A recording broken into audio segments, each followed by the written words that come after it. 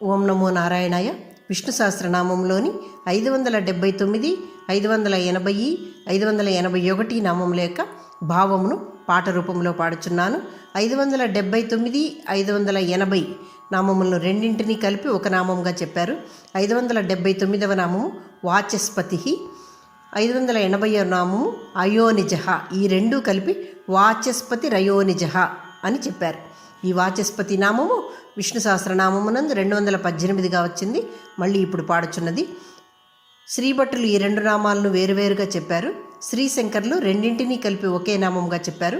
వాచస్పతి అంటే వాక్కునకు అధిపతి, మహాభారత కర్త అయిన వేదవ్యాసుడు.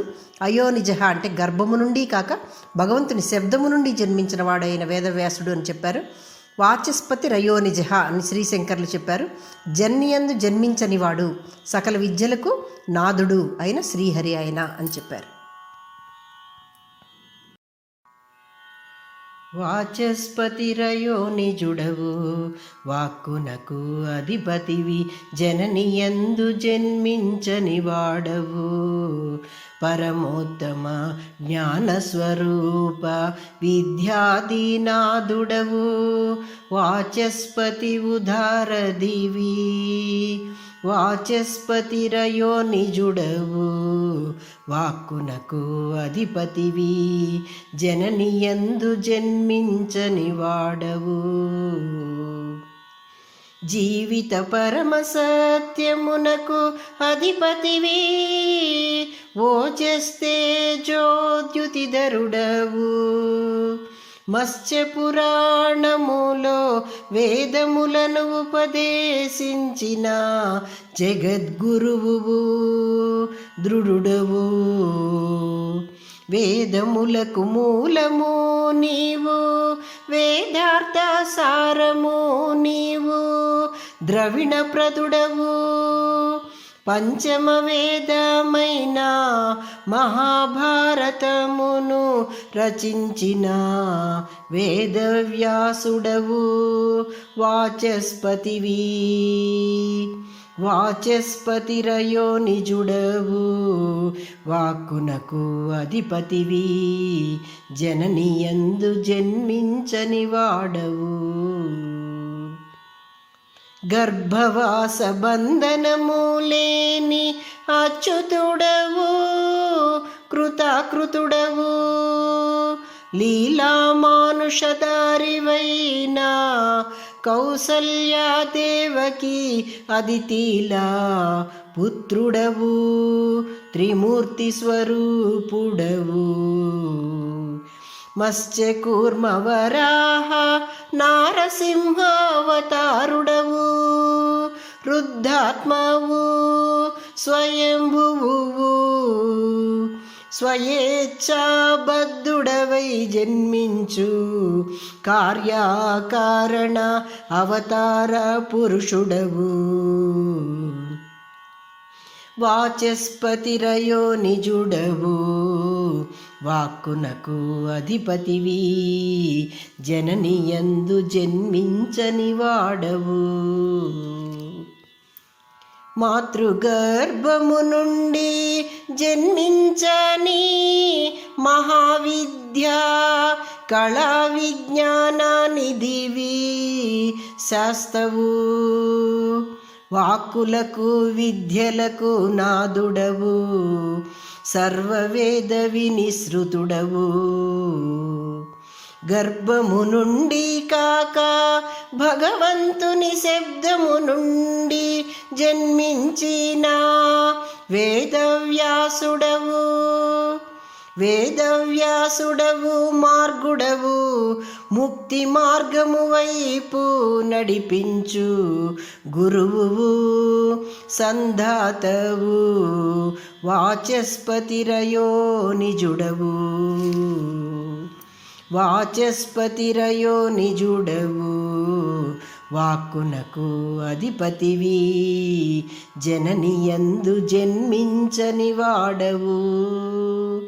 పరమోత్తమ జ్ఞానస్వరూప విద్యాధినాథుడవు, వాచస్పతి ఉదారదివి.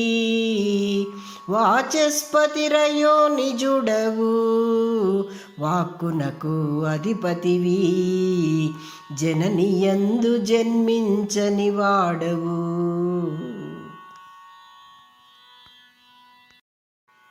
581వ నామము త్రిసామ. 3 విధములైన సామగానములచే స్తుతింపబడువాడు. 3 వేదముల్లోనూ గానముతో నాదముతో స్తుతింపబడువాడు. వేదానాం సామవేద్యోహం అని శ్రీకృష్ణుడు గీత యందు చెప్పారట. వేదముల్లో సామవేదము నేను అని. కాబట్టి సామవేదము ఆ భగవంతుని యొక్క విభూతే అని చెప్పారు. అలాగే దేవతాస్థుతులన్నీ సామవేదంలో ఉన్నాయట. వీటిల్లో దేవవ్రతము అనే విభాగంలో బృహత్తు, రదంతర, వామదేవ్యములు ప్రసిద్ధములు అని చెప్పారు. సామ అంటే గానము, 3 అంటే 3 చెవులకు వినసొంపైన వేదజ్ఞానం, అది వేదము, వేదగానం. అది ఈ సామవేదము 2 ఉపనిషత్తులను కలిగి ఉన్నదట. అది చాందోగ్య ఉపనిషత్తు, కేనా ఉపనిషత్తు. ఈ ఉపనిషత్తులు యందు ఓం మంత్ర ఉచ్చారణ, ఉపాసన మొదలగునవి తెలిపారట. యజ్ఞములకు ఓంను చదవడము, మళ్ళీ ఓంను ధ్యానించడము, ప్రాణశక్తిగా ఓంను తీసుకొని ధ్యానించడము, అలాగే ఈ ఉద్విగ్న ఓంను సూర్యుడిగా అనుకుని ఉపాసన చేయటము. ఈ ఓం ఉద్విగ్న ఉపాసనకు ముక్తి తుది. అంటే ఎప్పుడైతే మనం ఉపాసన చేస్తామో అప్పుడు ఆ అమృత స్వరూపము మనమే అవుతాము అని చెప్పారట. అలాగే సూర్యోపాసన వల్ల పుత్రులు కలుగుతారని, సూర్యోపాసన వల్ల సకల సంపదలు కలుగు విధము అన్ని గానము నాదముల రూపముల్లో మంత్రములుగా ఈ సామవేదం నందు చెప్పబడిందట. అలాగే కుడి కంటిలో ఆదిత్యుని రూపంలో సూర్యుడిని ఉపాసన చేయడం ఎలాగా, అలాగే సత్యరూపంగా ఈ ఓంను ఎలాగ చెప్పారు. అలాగే సామవేదంలోని భాగాలు, వాటి గానము, ఆయా దేవతలపై పూజలందు పురోహితులు చెప్పబడే మంత్రములు, మళ్ళీ భైరవ రూపములు అంటే కుక్క రూపములు దేవతలను స్తుతించడం వల్ల మనకు ఆహారం లభించే గానాలు, అలాగే ఉపాసనా స్తోభ అక్షరాలు అన్నీ ఈ సామగాన మంత్రములందు చెప్పబడిందట. అలాగే ప్రసిద్ధ మంత్రాలను మళ్ళీ చాలా భాగాలు చేశారు. అవి గాయత్ర, సామము, రథాంతర, వామదేవ, బృహత్సామ, వైరూప, వైరాజ, సుక్వాది, రేవతి, రాజన, సమసామ అంటే దీన్నే సర్వసామ అని కూడా అంటారంట. ఇవన్నీ ఆయనే, ఆ భగవంతుని రూపములే అని చెప్పారు సామవేదంలో. వీటి వల్ల మన మనసు, మన యొక్క వాక్కు, మన యొక్క కళ్ళ దృష్టి, అలాగే అగ్నిని ఎలా పుట్టించడము, అలాగే ప్రపంచం యొక్క చేతనాశక్తి ఎలాగ వస్తుంది, సూర్యుని అక్షాంశాన్ని బట్టి ఆ చేతనాశక్తి ఏ విధంగా వస్తుంది, అలాగే వర్షం యొక్క పద్ధతి, ఋతువుల యొక్క క్రమము, జంతువుల మేతను గురించి, అలాగే మన చర్మము, జుట్టును గురించి, అలాగే రాజన యందు మన యొక్క అగ్ని రూపము, వాయు రూపముని గురించి, ఋగ్ యజుర్ సామవేదాల గురించి సమసామ యందు అన్నీ ఈ దీని యందు చెప్పబడ్డాయి, గానములుగా చెప్పబడ్డాయి అని చెప్పారు. త్రిసాముడవు సామవేదమే నీ విభూతి అయిన ఓంకార ప్రణవుడవు. సామవేదమునందలి బృహత్, రదంతర, వామదేవ్యములను 3 సామములచే కీర్తింపబడు త్రిసాముడవు.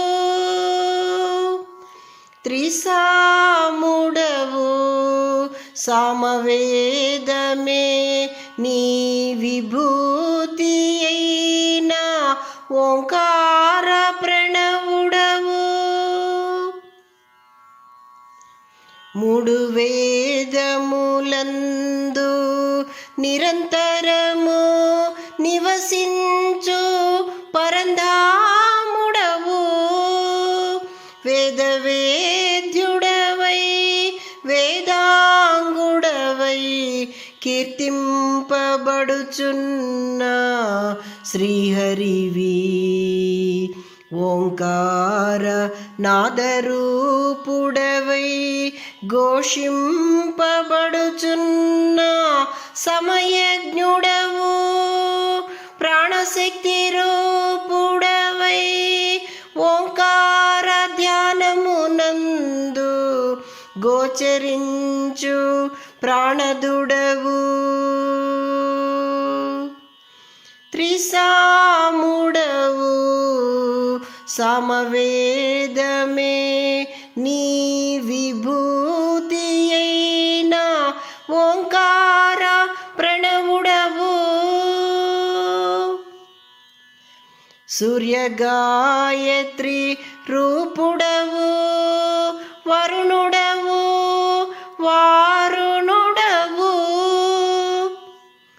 ముక్తికి మార్గమైన గోవిందుడవు, తుదిగమ్యుడవు ధాముడవు. సకల సంపదలను ఒసగు సూర్యనారాయణుడవు, ముకుందుడవు. మా కంటికి అగుపించు తేజోమయ కాంతి రూప గభస్తినేమివి సత్యసంధుడవు. త్రిసాముడవు సామవేదమే నీ విభూతి అయిన ఓంకార ప్రణవుడవు. భైరవ రూప దేవుడివై, అక్షర రూప వర్ణమాలవై, గానము చేయబడు సమగానము నీవు. గాయత్రా రథాంతరా వామదేవ్య బృహద్ వైరూప వైరాజ సుఖవాది రేవతి యజ్ఞ రాజన సర్వసామగానములతో త్రివేదములయందు స్తుతింపబడు శ్రీమన్నారాయణుడవు. ఓంకార ప్రణవనాదుడవై,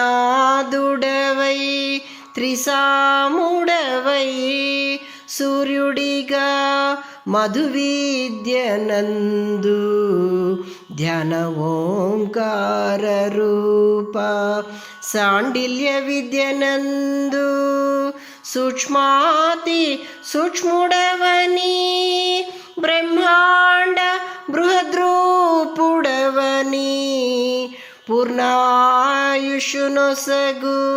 పరబ్రహ్మ పురుషోత్తముడవని,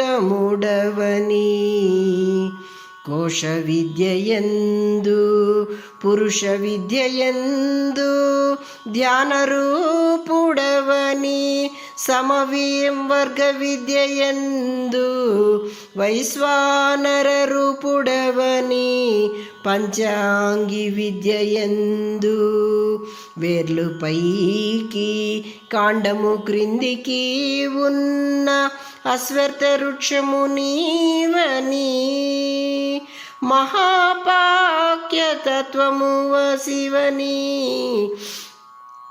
జ్ఞానానంద స్వరూప పురాణ ఇతిహాస గణిత జ్యోతిష్య తత్వ లలిత కళా ప్రావీణ్యుడవని, సర్వశక్తుడవని, సత్యము ధర్మము వాక్కు శబ్దము అనంత ఆకాశము జీవము అన్నియు నీవని కీర్తింపబడుచున్న దేవుడవు. త్రిసాముడవు సామవేదమే నీ విభూతి అయిన ఓంకార ప్రణవుడవు. సామవేదమునందలి బృహత్ రథంతర వామదేవ్యములను మూడు సామములచే కీర్తింపబడు త్రిసాముడవు. త్రిసాముడవు సామవేదమే నీ విభూతి అయినా ఓంకారమే